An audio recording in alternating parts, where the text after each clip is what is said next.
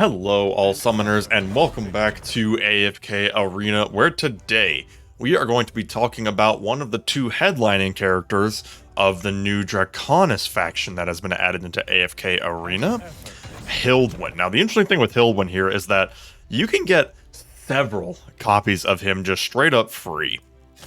If we go to the Dragon's Gift event here, if you do start soon, if you've already started, you can get to the 7th one here, or at the time of uploading this video, there should be a little bit over 7 days. So if you hop on right now, you can still get all of this loot. You'll get a copy of him for free right there. If I'm not mistaken, you can get some copies from your mail as well. Plus, an event that, if you are able to get some extra copies, will give you even more freebies. Now, I think I've just gotten stuck into a loading thing here, but that's okay. So basically, I feel like this guy is the best one to first start a analysis of, because, like I said, if you can just get so many copies of him for free, then he's one that a lot of people are going to be very interested in. There we go, now it's running again. There's more freebies you can get from here as well for however long it does last. We're not going to worry about that right now. For now, we're just going to talk about the character himself. Now, he uses intelligence gear, which means he deals magic damage. And as what does tend to be the case with that type of character, he is also a mage. I don't think has there ever been such a thing as an intelligence character that isn't either a mage or a support? I'm actually curious. Is there ever? Nope.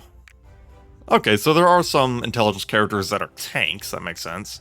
No rangers, but there are lots of mages and lots of supports. So you can kind of already see there what is considered typical for intelligence magic type characters. And of course, he is a mage, which means he's basically meant to deal lots and lots of magic damage. So let's take a look at his skills here. His ultimate skill, coming at us as Searing Wind. When HILDWIN enters the battlefield, he summons 3 magic circles of magic circles that inherit his attributes. Every 6 seconds, the magic circles will launch.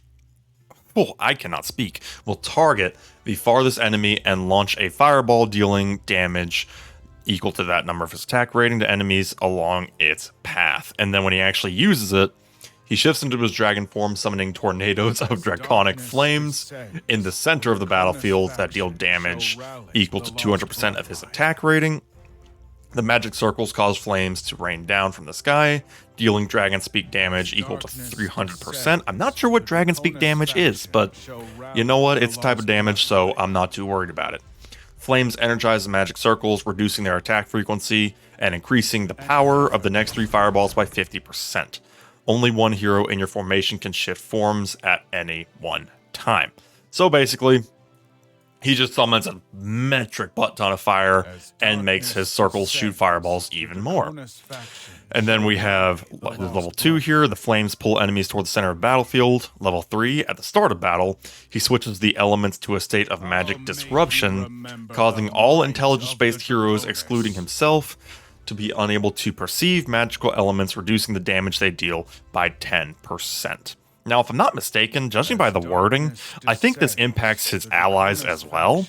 So kind of something to keep in mind there, where you maybe don't want to pair other intelligence heroes with this character, at least not too aggressively. Unless you have an intelligence hero that's not too focused on dealing damage, like a support, in which case it's pretty fine.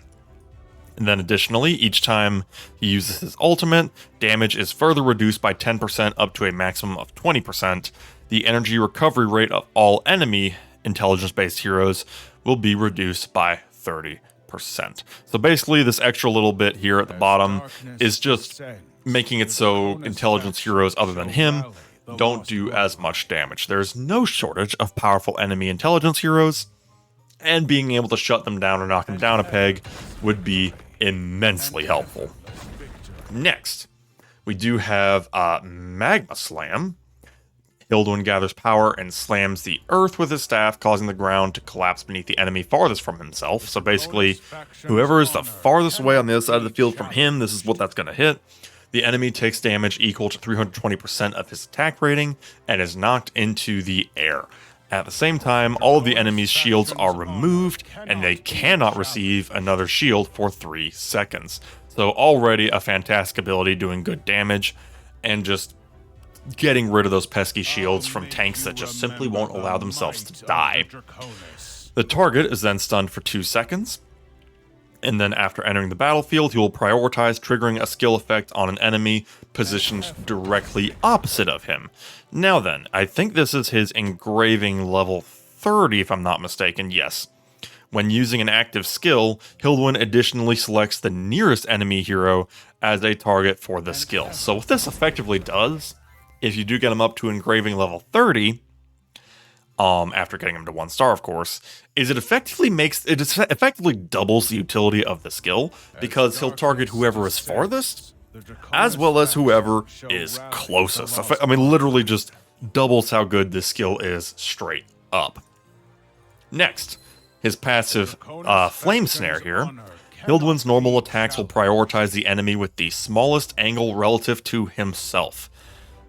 Okay, so this is a weird word. Smallest angle. I think it's like if they are straight ahead of him, that's the target. Whereas if they're a little bit above him versus a little bit below him, I think that's what they mean by smallest angle. Whereas dead ahead is like 0 degrees, I guess.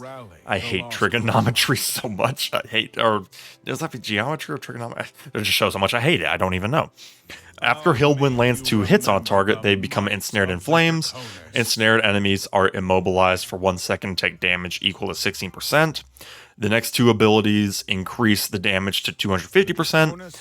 And if you get him up to engraving level 60, the enemies are ensnared for 2 seconds in flames, as opposed to 1. So basically just keeps them from moving, which can be exceptionally helpful for melee characters. Next here we have his passive Arcane Insight. HILDWIN has a profound understanding of all the world's magic. Good for him. For every strike of damage he takes from enemy heroes, future damage from the same skill will be reduced by 10%, up to a maximum of 40%. So basically, if an enemy is attacking him constantly, they will do less and less damage. Every 12 seconds, HILDWIN and the ally with the lowest health percentage will gain a shield worth 600% of HILDWIN's attack rating for 6 seconds. For the duration of the shield, the damage reduction from this skill will be increased by 20%. So not only can he do a ton of damage from his other skills, but he has defensive utility in the form of this. Level 2 here, within 2 seconds of obtaining a shield, HILDWIN is immune to control effects, never a bad thing. I actually misspoke. This is not the level 60. This is the level 60 for his engraving. Allied heroes with shields will temporarily share HILDWIN's knowledge and gain the damage reduction effect from his Arcane Insight skill. So basically, this damage reduction, they will get it as well. And then engraving level 60, HILDWIN can gain knowledge from the lessons of others. When allied heroes receive damage from enemy heroes, HILDWIN's knowledge increases and the maximum damage reduction of this skill is increased to 60%. So basically, this effect where skills used on him reduce the damage they do, now basically just applies to everybody. So he will increase his damage reduction even when it's other people being attacked by those skills. That's what the level 60 does. I am so close to level 60. What am I at? I'm at 58. I'm almost there, almost there. I want it so bad. But that's okay. We're not going to worry about that right now. Next, let's talk about his weapon, Lord of Ashes. First of all, unlocking just the weapon, HILDWIN's normal attack power is increased to 180% of his attack rating. Nice little damage boost there. At level 10, 20% of the damage of HILDWIN's normal attacks ignore shields. He really just does not give a crap about shields. Level 20, the normal attack power of HILDWIN's normal attack is increased to 5% of the target's max HP, up to a maximum of 250% of his attack rating. Nice little damage boost. When using a normal attack, HILDWIN will additionally target the enemy with the smallest angle relative to himself. We kind of talked about that before, where I guess that's like someone who's either straight ahead or kind of close in that line. And And then at level 40, if you want to take it that far, for every 4 normal attacks HILDWIN uses, he will call down Draconic Flames to bombard the target, dealing dragon speed damage equal to 150% of his attack rating to enemies within range. So basically, just a ton of extra damage here. Nothing too crazy there, just damage. Lots and lots of damage. Now, finally, if we take a look at his furniture here, at 3 pieces, for every 3 normal attacks HILDWIN uses, all Draconic Flames will launch a fireball at the target. So if I'm not mistaken, basically that's like his circles will do more fireballs. And then at 9 out of 9, Flaming Circles can protect HILDWIN. When HILDWIN takes fatal damage, he becomes immune to that strike of damage and teleports to a Flaming Magic Circle, where he absorbs his power to recover full health and become invulnerable and untargetable for 1 second. So basically, and keep in mind he has like 3 circles, he becomes invincible for a second, completely heals, and can't even be targeted for a second, which 1 second is not long. But 1 second will effectively reset his position in the battle, making him good as new. This dude is crazy, and his animations are fantastic. Hopefully I won't get totally steamrolled here. But if we do take a look here, using him in this fight, I don't want to use a stupid little green puffball. There we go. So he just looks so freaking cool. Like, if you'll see it, it's so beautifully flashy, just covered in fire. So you get the circles there. He's got his shield almost immediately. Oh, no, wait, he teleported. You see? Even though Lucretia almost killed him, he literally teleported away. Sure would help if I actually had auto on.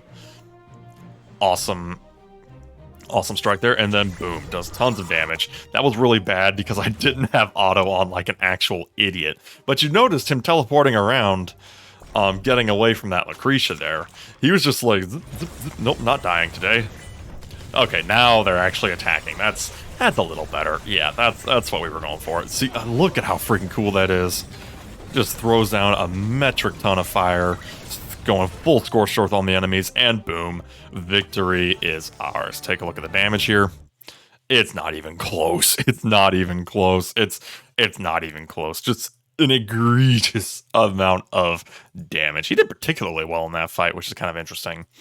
So yeah, that is HILDWIN, the free dragon character. Getting him after the free stuff is going to be a bit complicated. Let's not deny that fact, because he's effectively an awakened hero. He's not really, he's his own thing because dragon, but he is effectively an awakened hero. I believe they're considered highborn dragons. Yeah, highborn dragon hero, where he starts out at legendary, and the most reliable way to get him is using this very rare currency for the Dragon Heart Temple. So just kind of something to keep in mind there. Take advantage of the free stuff while you can, because he is a fantastic free option. So yeah, hopefully in the future we'll be able to cover all of the other dragons, and that is all we have for today. So let me know down in the comments below if you've been playing this game, how you like the new Draconis faction, and we shall see you next time. Have a good one.